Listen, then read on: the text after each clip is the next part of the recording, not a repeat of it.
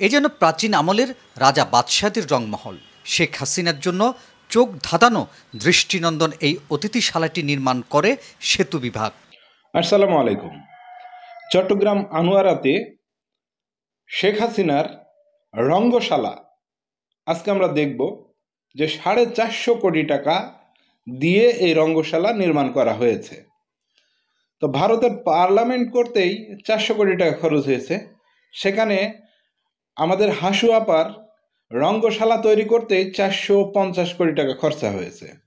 এই টাকাগুলো সাধারণ জনগণের, আপনার আমার, কারণ এগুলো তো ঋণ করে করা হয়েছে, আর এগুলো শোধ তো আপনাকে আমাকেই করতে হবে। তাহলে এই যে রঙ্গশালা তৈরি করতে গিয়ে 450 কোটি টাকা যে ব্যয় করলো, এই টাকার হিসাব দেবে কে?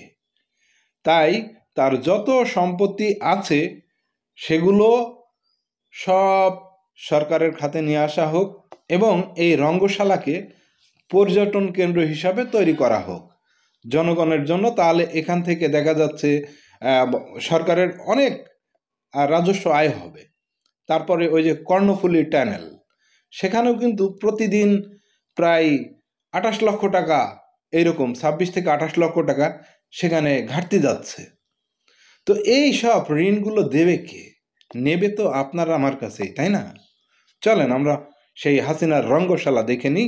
আজকের ভিডিওর ক্রেডিট হচ্ছে 21 টেলিভিশন। ভিডিওটি প্রথম দেখে থাকলে অবশ্যই শেয়ার করে অন্যকে দেখার সুযোগ করে দিবেন, আর নতুন হলে চ্যানেলটি সাবস্ক্রাইব করতে ভুলবেন না। তাহলে চলুন আমরা প্রতিবেদনটি দেখে নিই। দেশ থেকে বিতাড়িত হওয়া সাবেক প্রধানমন্ত্রী শেখ হাসিনার জন্য 450 কোটি টাকা দিয়ে নির্মাণ করা অতিথিশালাটি এখন পরিত্যক্ত। কর্ণফুলী নদীর তলদেশে নির্মাণ করা টানেলের ব্যয় বরাদ্দ বাড়িয়ে এই অতিথিশালা নির্মাণ করে সেতু বিভাগ। রাষ্ট্রের বিপুল পরিমাণ অর্থ অপচয়ের জন্য সংশ্লিষ্টদের বিচারের আওতায় আনার দাবি চট্টগ্রামের বিভিন্ন শ্রেণী পেশার মানুষের। চট্টগ্রাম থেকে রিপোর্ট করছেন হাসান ফিরদৌস, ক্যামেরায় ছিলেন বিপ্লব মজুমদার। এ যেন প্রাচীন আমলের রাজা বাদশাহদের রংমহল। শেখ হাসিনার জন্য চোখ ধাঁধানো দৃষ্টিনন্দন এই অতিথিশালাটি নির্মাণ করে সেতু বিভাগ। 5 আগস্ট ছাত্র গণ অভ্যুত্থানে শেখ হাসিনা দেশ ছেড়ে পালিয়ে যাওয়ার পর অতিথিশালাটি এখন অনেকটাই পরিত্যক্ত। অতিথিশালা নির্মাণে ব্যয় 450 কোটি টাকা। দেখভালও করছে নৌবাহিনীর সদস্যরা। সাগর পাড়ে আনোয়ারা পার্কি সমুদ্র সৈকতে 72 একর জমির উপর প্রায় 5000 বর্গফুটের এই অতিথিশালায় কর্ণফুলী নামে একটি ভিআইপি বাংলো ছাড়াও আছে 30টি বাংলো।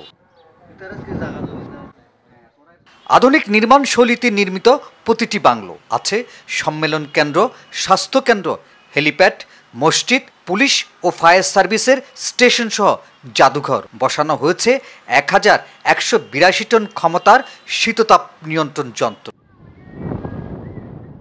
অর্থ লুটপাটে বিলাসবহুল এই স্থাপনা নির্মাণ করা হয় বলে মনে করেন চট্টগ্রামের বিশিষ্টজনরা।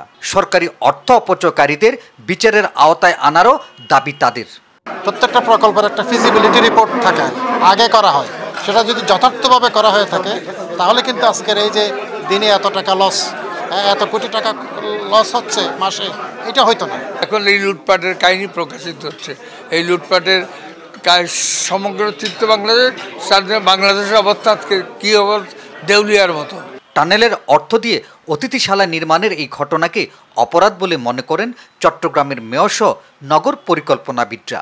পরিত্যক্ত এই অতিথিশালাকে পর্যটন শিল্পের বিকাশে ব্যবহারের দাবিও তাদের। 1 সিটি 2 টাউন আমরা যদি ওই ধরনের পরিকল্পনা করতে পারি, তাহলে একটা পর্যটন টাউন আমরা যদি করতে পারি, তাহলে দেখবেন অনেক লোক সেখানে যাবে এবং আলটিমেটলি আপনার রেভিনিউ বাড়বে। এটা এখন পর্যটনকে দেখি পর্যটন কিভাবে এটাকে ফ্রুটফুল করতে পারে, আর কোনো প্রাইভেট সেক্টরকে দেওয়া হোক অ্যাজ পর্যটন হিসাবে।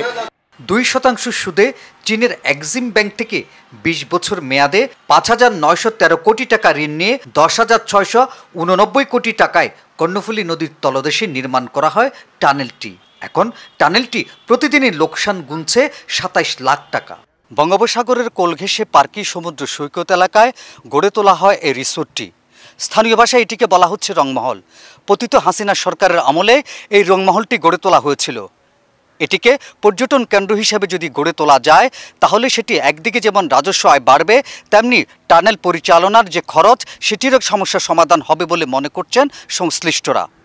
এত লাগে কিসের জন্য? রঙ্গশালা, রংমহল, হ্যাঁ, তারপরে হচ্ছে অতিথিশালা, এত তো লাগার কথা না। জনগণের টাকা তো ট্যার তো পায় নাই, কি করবে, করে দিয়েছে। ঠিক আছে, যাই হোক, ভিডিওটি শেষ করলাম।